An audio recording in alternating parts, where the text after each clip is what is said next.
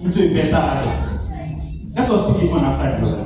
Number one, environment under which a child grows would mold a child's character. This very conception, of course, is in line with the popular John Locke's theory, tabula rasa. This theory states that at conception, a child is empty, knows nothing, believes nothing. It is after conception that children begin to develop and learn values, belief, and others.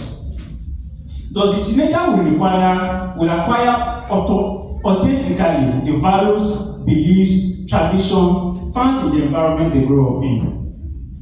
The book went further to introduce the family as the first environment of a child, thereafter the community. But as the most basic agent of socialization, whatever happens in the family has an heavy influence on the child. If a child grows up in a fraudulent family, it will be unrealistic to expect such child to be clean. In the chapter that deals specifically with environment, the author cited two important scenarios.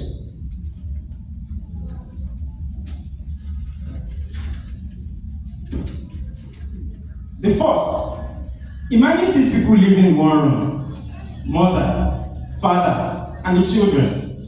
They live together in a face-me and slap you apartment and find it difficult to feed. Their neighbors are drunks, prostitutes, drivers, pepper sellers, butchers, and mostly illiterates. Some of the parents are separated or divorced, leaving some of the children to stay with their aging grandmother, who have little energy to adequately oversee or correct the activities of the youngster. In this kind of scenario, how do you think a child who grew up in such scenario, what would they become? The second scenario, imagine 5 people living in one room: mother, father, and children. They live together in a face-me and slap you apartment. Their neighbors are drunk, prostitutes, drivers, pepper sellers, butchers, and mostly illiterates.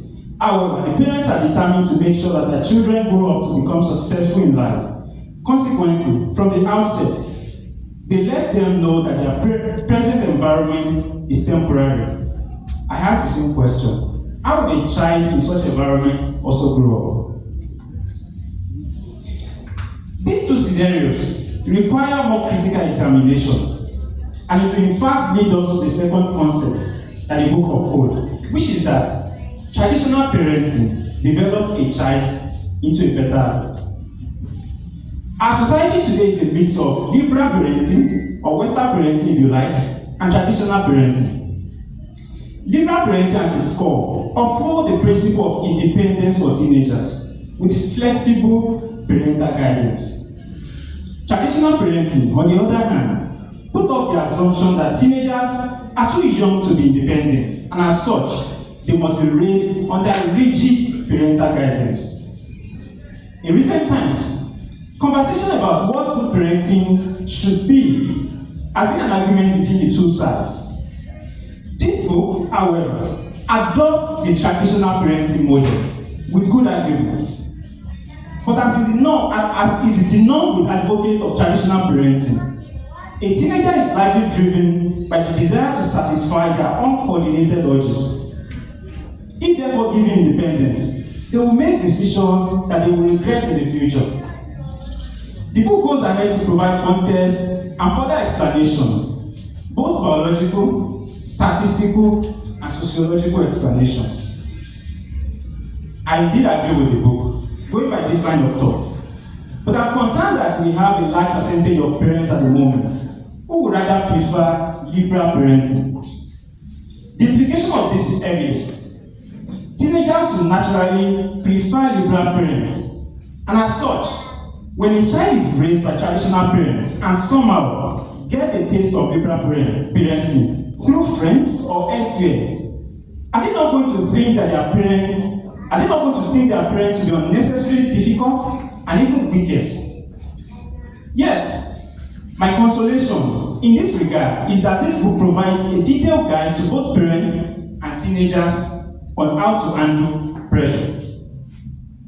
Nonetheless, Teachers are major agents of socialization in this time and age. Therefore, in case where a teacher has teenagers parented through both liberal and traditional parents in one class, how does the teacher enforce discipline?